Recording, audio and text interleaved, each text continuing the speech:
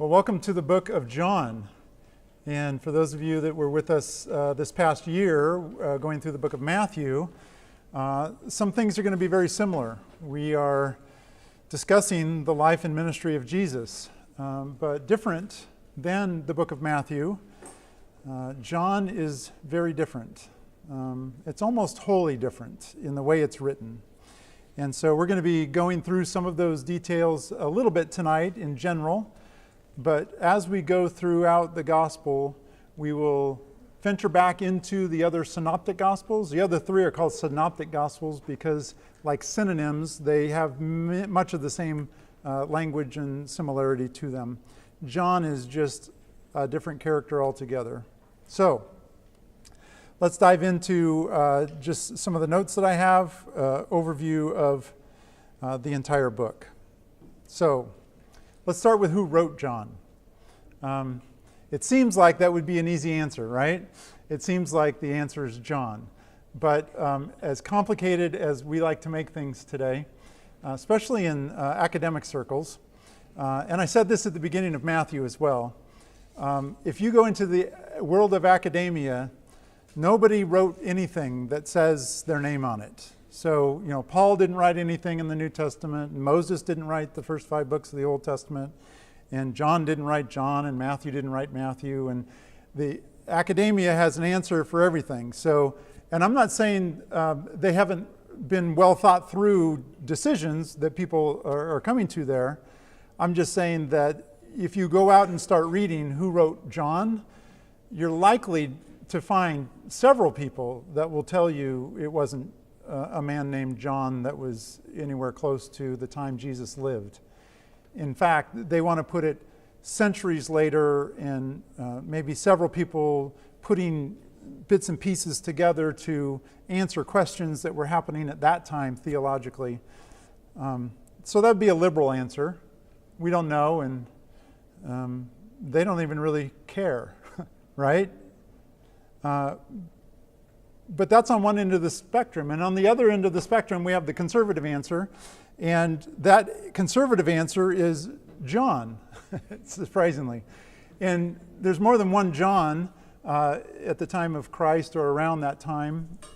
But the conservative way most people in church look at this is that it's John, the disciple of Jesus, okay?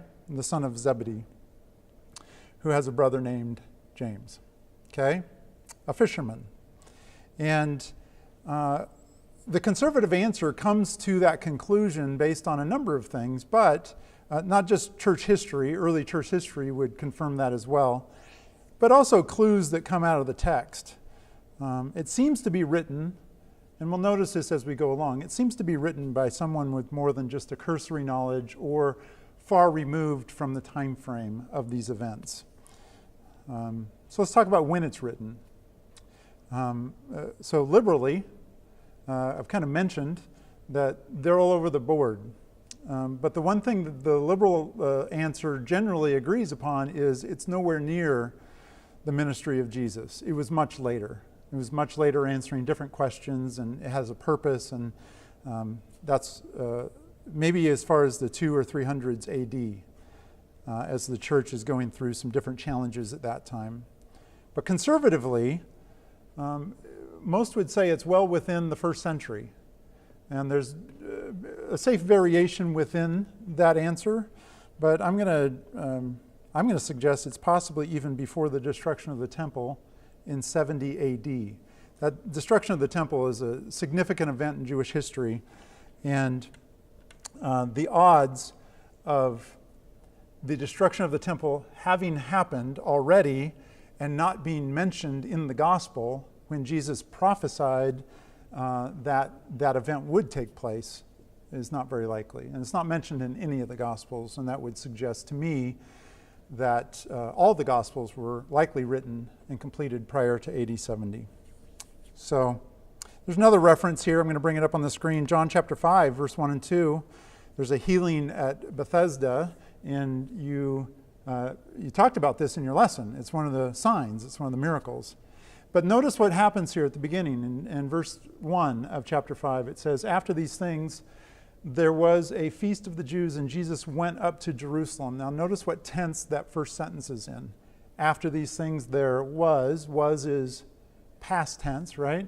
And the feast of the Jews, and Jesus went, right? Past tense. So the author of the gospel is writing, telling about this event that has happened in the past. And then in verse 2, he slips into a commentary mode to further describe what's going on. And notice what happens. Now there is being present tense. There is in Jerusalem by the sheep gate a pool, which is called in Hebrew Bethesda, having 5 porticos. After the events of 70 AD, there was no longer a sheep gate in Jerusalem. And there was no longer a pool with 5 porticos that people went to. So just the very fact that we've got an author slipping into the present tense. And then notice what he does. In these lay a multitude of those who were sick and blind and lame and withered, waiting in the morning waters. For an angel of the Lord went down. He slips, as he goes further down into the description, he slips back into the past tense. And so we see verse 2 is just this present tense commentary. Might suggest, just by the nature of what's in the text, that we're looking at something that happened prior to AD 70, a writing that's prior to AD 70. Let's talk about the relationship of John to the other Gospels. We just went through Matthew in this Wednesday night setting, but let's take a look at John in comparison to some of those synoptic Gospels. John does not have a birth narrative. 2 of the others do, okay? John does not. There's no temptation in the wilderness in John. That's interesting. There's no casting out of demons in the entire book, and that's highly prevalent in the other Gospels.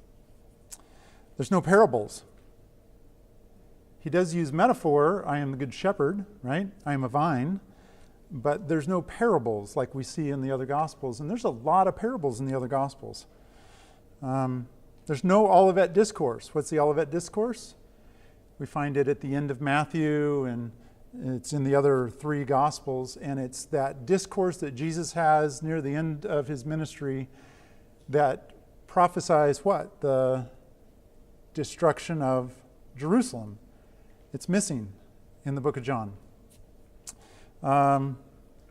He spends 4 chapters in the upper room at the Last Supper, but there's no institution of the Lord's Supper. There's no bread, eat this bread, this is my body, drink this wine, this is my blood. There's no mention of that. There's no ascension into heaven. He does appear after the resurrection, but there's no ascension into heaven. Most of this gospel will take place in Jerusalem.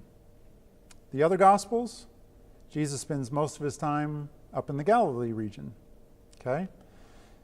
John is counterbalancing, seemingly, the other Gospels. And some things are in different positions, and the one that's glaring that we'll hit pretty early on in our study is the cleansing of the temple. It's in John chapter 2. It's early in the ministry of Jesus, and in the Synoptic Gospels, it's late. It's in the last week. It's after the triumphal entry. We just saw that in the book of Matthew. We'll talk about why John might have done that, or if there was 2 or 1 cleansing of the temple. Lots of debate surrounding that. Why such a big difference? Well, it's theorized that the other Gospels were probably, they had been written, they were probably in circulation, right? They probably had started being copied and making their rounds.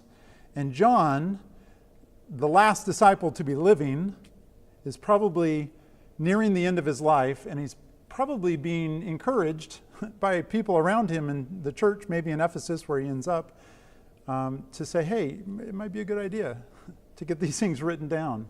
And so when John approaches his gospel, he approaches it with a different mindset. He knows what the other gospels have already include, and he doesn't feel the necessity to repeat all of that. But he does have a lot of extra information that he wants to bring in, that he wants to make sure other people get. There is one event that all 4 Gospels have. There's one event that all 4 Gospels have, besides the death and resurrection of Jesus. Okay, I'll get that out of the way. That's a key thing. We'll put that to the side. But there's one other event. Anybody know what it is? It's the feeding of the 5,000, exactly. Yeah, it's our middle miracle in the group of 7 tonight, and we'll talk about that in just a minute. But that's the only thing besides the death and resurrection of Jesus that all 4 Gospels share. If I was to tell you that, hey, if we read and study the book of Luke, we should probably also read something else that Luke wrote. What would that be? Yeah, the book of Acts. They were written as companion volumes. The Gospel of Luke is written as the description of the ministry of Jesus while he was here on earth. And then Acts is the follow-up. And this would often happen where you would have a teacher and somebody would write the account of the teacher's teachings and ministry. And then they would write a companion volume of what happens after that teacher is gone and what happened, how do his disciples carry out the mission of what that teacher taught. So that's what Luke is doing. I'm going to suggest to you that John is similar. And I'm going to connect it to something you might not, because he writes a couple other books. He's got 1st, 2nd, and 3rd John, right? Those are smaller. Those are different in nature. I'm going to suggest to you that the book of John, the Gospel, and the book of Revelation are written as companion volumes. And I've got a couple different reasons why I would say that, but the organization seems to mimic each other, the organization of the two. As we march through this Gospel of John, I will be going to Revelation and pointing out, oh, look what's happening here in John, and look what's happening in the same position in the book of Revelation, right? I'll bring up a couple different things. For instance, just for tonight, the beginning of the book of John follows a wedding theme. You might not recognize this yet, but we will as we go through. Let's just point it out. Where are we at in John chapter 2? After our intro, where do we start out? We're at a wedding. Is this Jesus' wedding? No, in fact, he points out that it's not. What are you coming to me to try and solve a problem? It's the bridegroom's problem that there's no wine at this wedding, that they've run out. I am not the bridegroom. My time has not yet come. That's his, right? But it kind of sets, the way he is saying it, it kind of sets him up as, oh, his time will come in the context of a wedding. There will be a wedding for Jesus, is the thing that is being hinted towards here in John chapter 2. And then we go on to John chapter 3, and we hear John the Baptist talking about Jesus. And how does John the Baptist describe Jesus and his ministry? He who has the bride is the bridegroom. But the friend of the bridegroom, that's John the Baptist, he's talking about himself as the friend of the bridegroom, who stands and hears him, rejoices greatly because of the bridegroom's voice. So this joy of mine has been made full. John the Baptist is saying, I am the friend of the bridegroom. And who's the bridegroom? It's Jesus. Well, what happens next? Well, he goes and visits a well in a foreign land in Samaria. And I'm getting a bunch of blank stares. Don't you know that the well is where you meet your bride? Biblically speaking, who met their bride at a well? Well, indirectly, Isaac did, right? Servant was sent and Rachel was found. Rebekah and Rachel both, actually, for Isaac and Jacob, right? Jacob goes on his way out of town, on the run from Esau, and meets his bride at the well, right? So, Jesus, who attends a wedding that's not his, and then is referred to as the bridegroom, and then goes to a well in a foreign land, John is setting us up for a bridegroom narrative, a wedding narrative. But we get to the end of the book of John, and where's the bride? There is no bride. The question is left on the table, and where is it answered? In the companion volume, at the end of the companion volume, we have a wedding, don't we? Yeah, in fact, I did a little search in my Bible, and I typed in bride and then groom, and it jumped from John chapter 3, when John the Baptist uses the bridegroom term, and I clicked next. Guess when the next place bride or groom or the word bridegroom combined is used in the whole of the New Testament? Revelation chapter 18. It skipped all the way to, I didn't even expect that. I was expecting more. But in Revelation 18:23, we have the light of the lamp will not shine on you any longer, and the voice of the bridegroom, that's Jesus, and the bride, the church, will not be heard in you any longer. It's talking about Babylon the great city, which is Jerusalem. The bridegroom and the bride will not be, the voices won't be heard in Jerusalem any longer, is the point. And then we go into 19, and there's a fourfold hallelujah. And then what happens? It's the marriage of the Lamb. We have a wedding. This is great. The book of Revelation is meant to be read as a companion volume to the Gospel of John. And that may be the weirdest thing you hear all night out of my head, but I am thoroughly convinced that that is the case. As weird as the book of Revelation is, we'll be diving into it and we'll be pointing out these connections like this one that John is making. He asks a question at the beginning of his gospel. He answers the question at the end of his companion volume.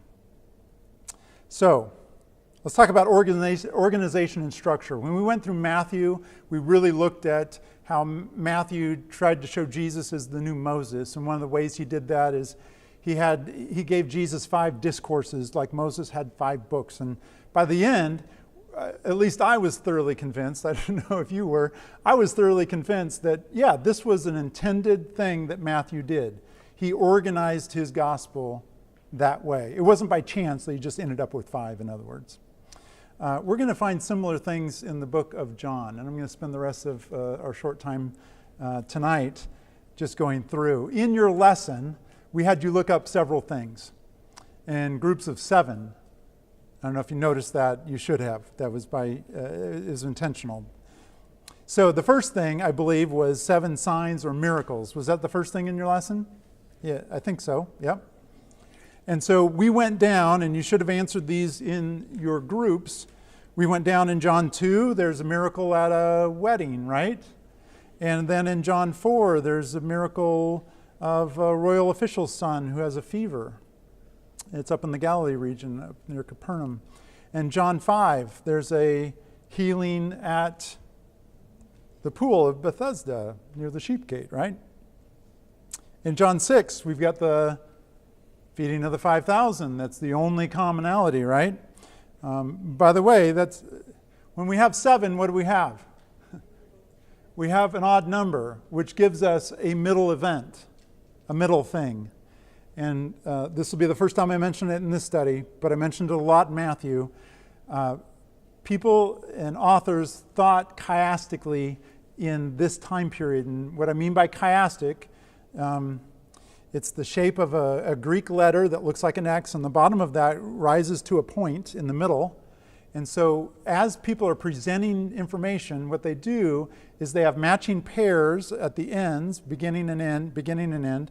And then as they work towards the middle, their middle point is really what they want you to focus on. We do it differently in our culture. We like to put our finishing point as the big finish, right?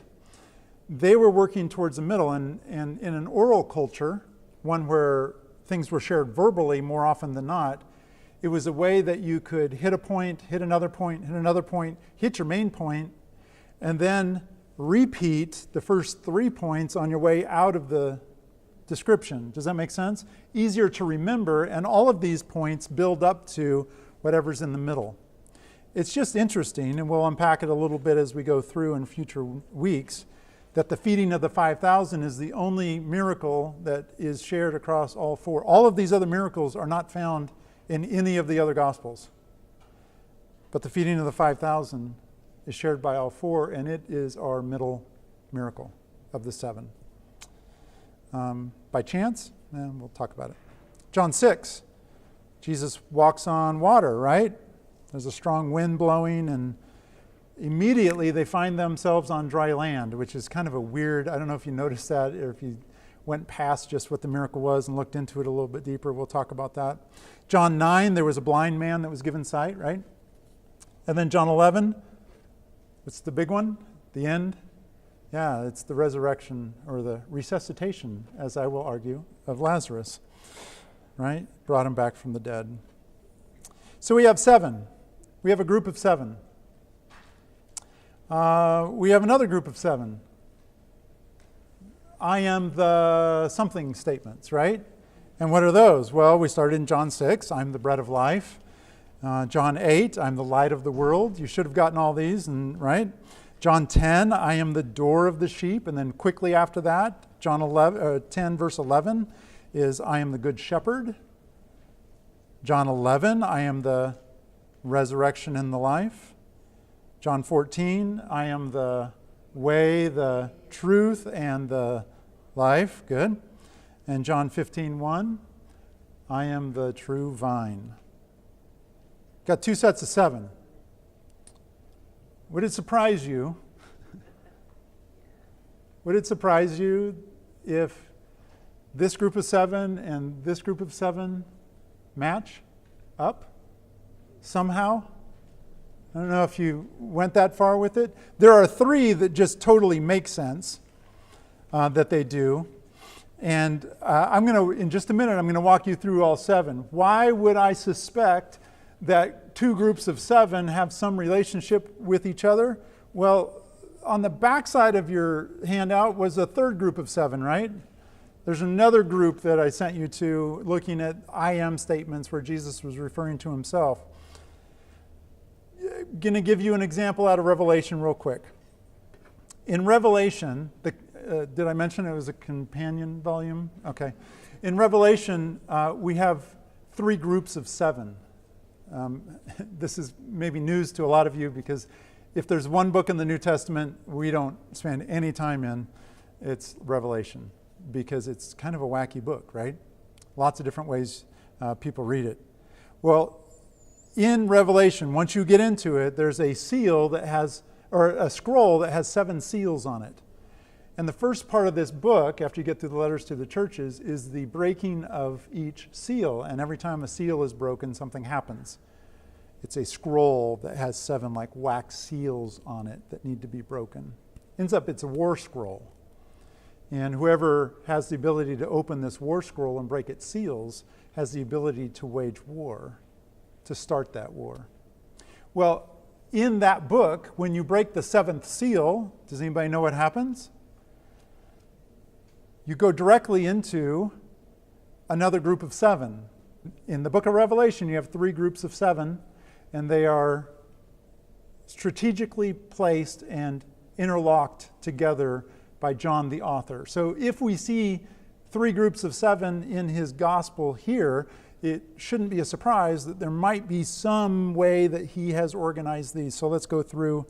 Do these 7 miracles or signs line up at all with the 7 I am the statements? Well, there are 3 that just naturally line up because they happen at the same time. The first one of those is in John 6, when he feeds bread to the 5,000. And then in a follow-up conversation, he ends up saying, I am the bread of life. Okay, so what's happening here? He is saying a truth about his ministry in spiritual terms, and then he is concretely showing that truth at play. I'm the bread of life. I feed people bread.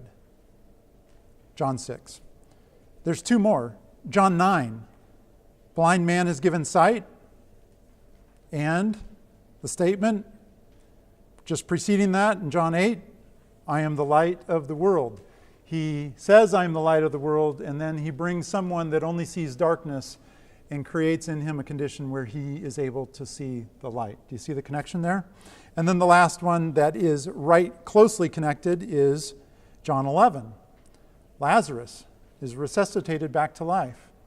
And out of that, in John 11:25, comes the statement, what?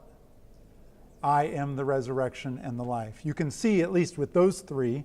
So if it's with those three, might the other ones line up is the question. Well, let's go back through. What's the first one? It's the miracle at the wedding, right, in Cana. And what is the miracle?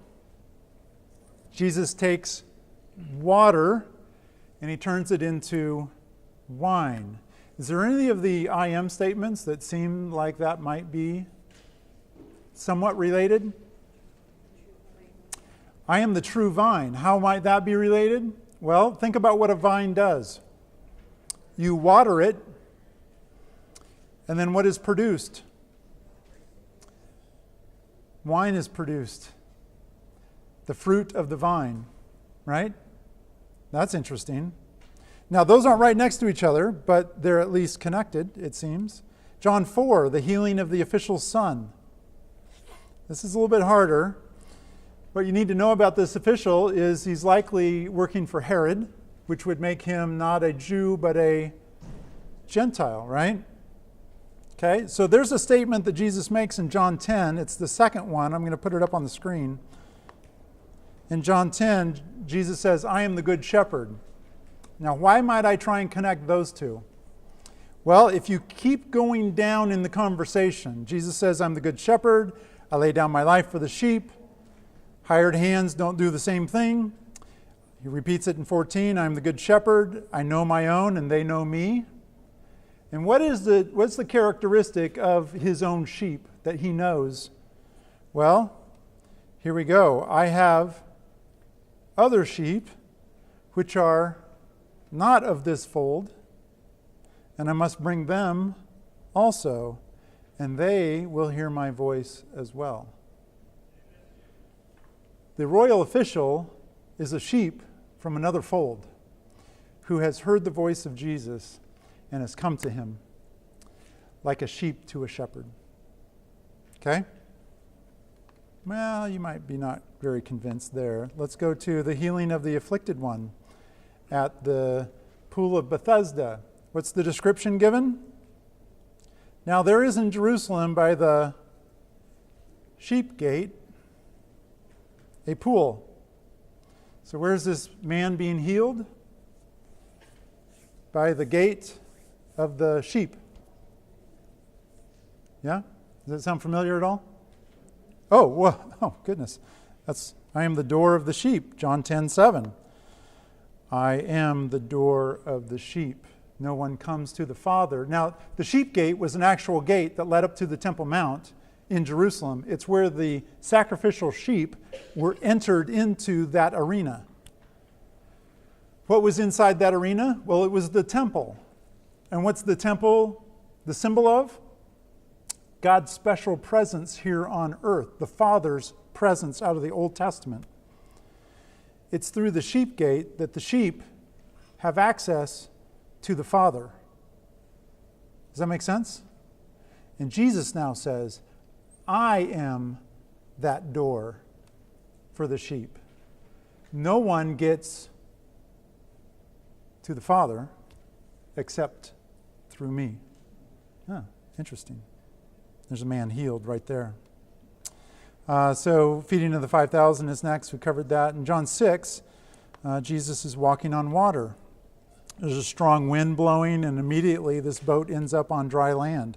But the miracle is this walking on the water. It could be said that the miracle also is immediately the boat was on dry land, because that's kind of a weird statement. Most people point that out as you go. It's the same word in the Greek Old Testament, the Greek version of the Old Testament used in Exodus 14:21, this wind that stirs up when Jesus is walking on the water. It's the same word in the Greek Old Testament used for when Moses stretched out his hand over the sea, and the sea was swept back by a strong wind and dry land appeared. You see that? In John 14:6, it's the only statement left. I am the way and the truth and the life. Well, what is a way? It is a path. That's the original idea. I am the path to life, right? And to truth. And the way that I walk, the path that I walk, is the path to truth and life. And here we have Jesus walking a path that I think you would agree no one else walks without his help, right? Nobody else walks on water. No one else is walking on this path. We have 7 miracles and 7 I am statements. I am the... And interestingly enough, they seem to match up rather nicely. We'll go into more detail as we go. We also talked about John 20:31 being the summary statement. Why this gospel is written is the pericope heading here. Notice what he says. Many other signs Jesus has performed. Well, a lot of those didn't ever get written down, but where are many of the other ones? Well, they're in the other gospels. They're already, John is saying, I didn't tell you everything, but I told you enough for this purpose, so that you may believe that this character is the Son of God, that he can give you life through his name. Yeah. And it's that very special name that he evokes 7 times, and this is how we'll end tonight. Just another note on this. Many other signs that Jesus performed. There's a lot that's not recorded. And in fact, I haven't done this myself, but other people have gone through the 4 Gospels and tried to count out how many days that these Gospels represent in real time. I don't know if you've ever heard this. This was new to me, and I haven't verified it, but I heard it from somebody that I suspect they did their homework, so I'm riding on their backs. It might surprise you that there's only 39 different days accounted for in the ministry and life of Jesus. 39 different days. That was surprising to me. 3 years of public ministry, a life lived, big gaps that we have. But John is saying, I'm giving you enough to understand the totality of the whole by the sum of small parts. Okay? So, I took you back to Exodus chapter 3. This is how we'll end tonight. Moses is there. He's being sent back into Egypt, and he's meeting with God, and he says, who do I say? Well, they're going to ask me. I mean, they will. Trust me. They will ask, who is it that sent you? And God says this. God said to Moses, I am who I am. You don't know it, but it's written in the first person. And I am who I am literally is I will be. It's the future tense of the verb be. I will be. That's who is sending you. I will be. In Hebrew, it's yeah. I'm not going to say that again because I feel silly. Shortly after that, Moses changes it. God changes it and says, this name is so special, really only one person can say it. It's God himself. I will be in the first person. You can't say it that way. So in the following verse, in verse 15, God says, furthermore, thus you shall say to the sons of Israel, the Lord, the God of your fathers, the God of Abraham, has sent me to you. God gives Moses a different name to use. And we can't see it, but the word Lord here is in all caps. It's in lowercase caps. And that is a signifying that this is a special word in the Hebrew. It's a word called a tetragrammaton. It's 4 letters. Yod, He, Vav, He. Okay? And it is sometimes pronounced Yahweh. Okay? This is different than I will be. God says, when you refer to me and tell them that he will be, or that he is in the third person. That's the name that God gives Moses to tell them. My name is I will be, God says, but only I can say that name. So when you refer to me as he will be. And throughout the Old Testament, the Yod He Vav He, the Tetragrammaton, the special name of God, is highly revered throughout all of Jewish scriptures. It turns into a different language in the New Testament. It turns into Greek, and that Yahweh, or that Yod-He Vav-He, he will be, or the Ehyeh, the I will be, turns into an ego eimi, which is I am, in the first person. So when we come upon Jesus using the I am statements that you looked at the very end, he is using the Greek ego eimi. Okay? I am. Let's just quickly look at those. And I want to point them out because our English translations doesn't do them service all the time. In this one, the woman, who is the woman at the well, she says, the woman said to him, I know that the Messiah is coming. And Jesus says, I who speak to you am he. That's what the English version says. In reality, what it says, we filled in the he. What it really says is, I who speak to you am. I am. You see that? Ego eimi. He's evoking the name in the first person of the God of the Old Testament. Let's look at the next one as we go down. Spoken to the disciples here, because at the walking on the sea, when Jesus shows up and they're deathly afraid, what does he say? But he said to them, it is I, do not be afraid. Well, that kind of works, but it totally misses the point. What did he say? Ego eimi. Don't be afraid. I am. He evokes the name of the God of the Old Testament. You need to understand that that's what's going on. The next three are in rapid succession, and they're given to the Jewish leadership at his trial. Therefore, he said that you will, let's take a look at who's there. If we go up, it's the Pharisees. Where did I? So verse 13. So the Pharisees said to him, you're not testifying about yourself. So this is part of that larger conversation. And he says, you can't come where I'm going. And they ask him more questions. And verse 24, therefore I said to you, you Pharisees, that you will die in your sins, for unless you believe that I am, there is no he in the original. Unless you believe I am, you will die in your sins. Rapid succession, in verse 28, he says it again, when you lift up the Son of Man, then you will know I am. There's no he. In verse 8:58, and Jesus said to them, truly I say to you, before Abraham was born, here we get it well, I am. Okay, let's take a look at the last two. Said to the Jewish disciples, from now on, this is at the Last Supper, from now on I will tell you before it comes to pass, so that when it does occur, he's talking about his death, you may believe I am.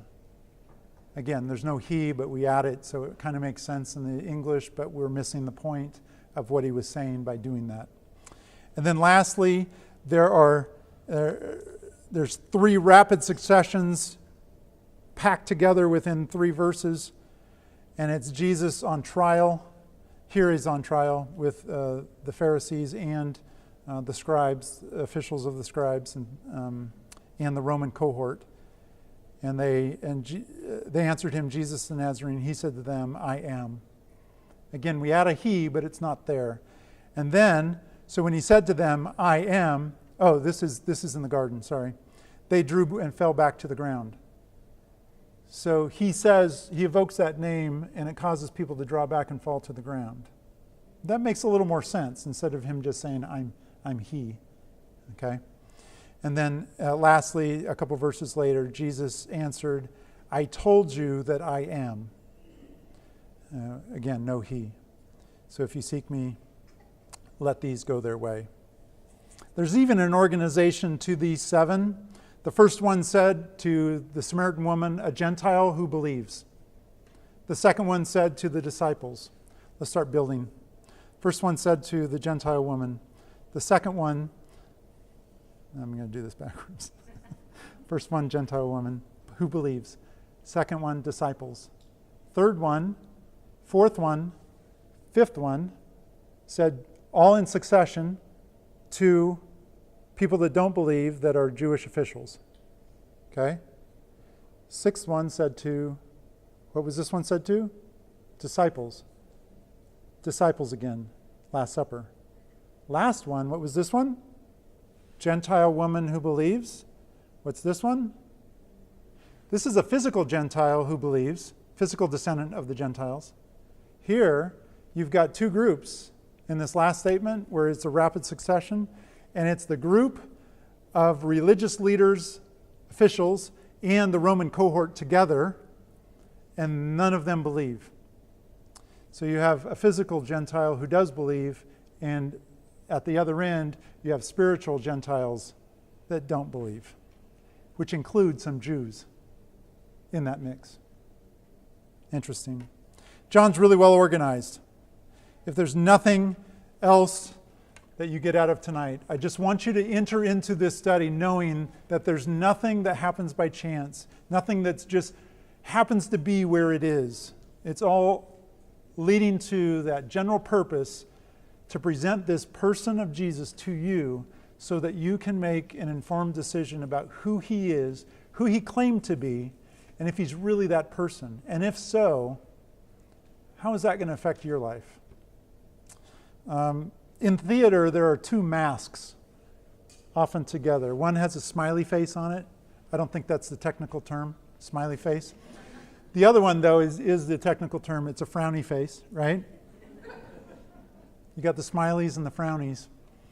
Those are representative of two types of literature, two genres. One would be the frowny face is a tragedy where the characters start at a high point and they end at a low point, which is usually death or the loss of something major in their life.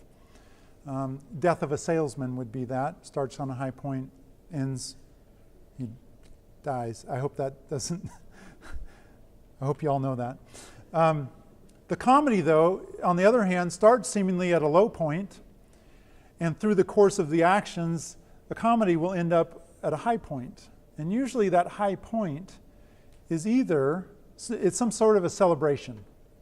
Comedies usually end in celebrations, and the example I usually give is the musical Grease. Well, that dates me a little bit, probably. Grease ends with a school carnival. Do you know that? Okay, and it turns really weird because there's a car that flies up in the air, and it just, everything else seemed to be fairly normal up to that point. As a genre, Grease is a comedy because it starts low, but it ends high. The other way comedies end, other than carnivals in literature, can you guess? Is a wedding. The Bible, specifically John's companion volumes, is a comedy. The book of Revelation is a comedy because, by definition, it ends in a wedding. And we're not talking comedy from a laugh, ha-ha standpoint, like our sitcoms today, but we're talking comedy in a sense that what was being sought after at the beginning of this story has been found. We're ending on a high note. And I hope that our study of John does that for you. I hope it finds you wherever you're at, and by the end of it, I hope it leaves you a little bit further along in the story at a higher point, understanding who this character of Jesus is. Let's pray. Dear God, thanks for our intro night. Thanks for just a chance to dive into this book and unpack all that it has for us. God, attend to us as we open up your word. Give us eyes to see things that maybe we haven't seen before. Soften our hearts where they've become hard, where life has just beaten us up. Bring a softness that we haven't had in a while. And speak to that. And let us believe. In Jesus' name, amen.